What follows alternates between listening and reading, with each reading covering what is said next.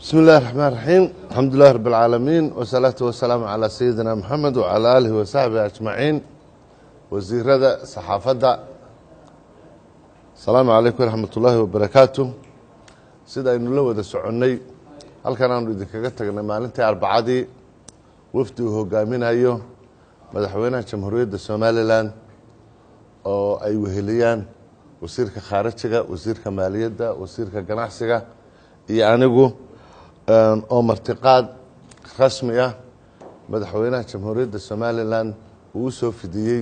ra'iisul wasaaraha dawladda federaalka ee Itoobiya Abiy Ahmed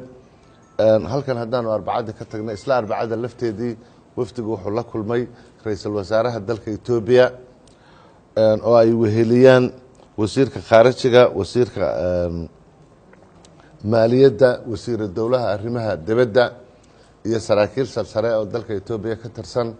wada hadal wanaagsan oo isfaham dheer leh ayaa labada madaxweynaha iyo ra'iisul wasaaraha iyo labada wafdiye madaxda labada dalba dhexmaray waxaan ka wada hadalay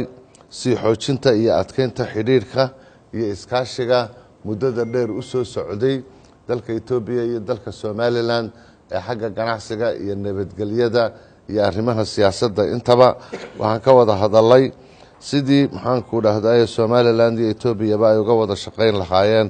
qalalaasaha iyo mashaakilada ka taagan maxaan ku dhahday guud ahaan geeska Afrika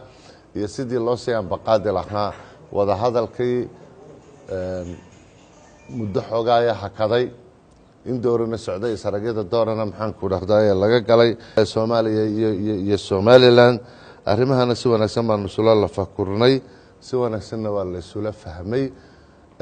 wada hadallada iyadina inahaasay ku koobnaayeen shirar kale oo googoosyo ah oo dalka gudihiisa iyo dad mas'uuliyiin oo kalena wafdigu way sarkeen madaxweynaha iyo wasiirada labadaba saasaan ugu soo nabad qab noqonay kulan wanaagsan oo si fiican loo soo dhaweeyay madaxweynaha iyo wafdigiisa protocol sare oo ilaa iyo calanka Soomaaliland iyo calanka Itoobiya isbarbar yaaleen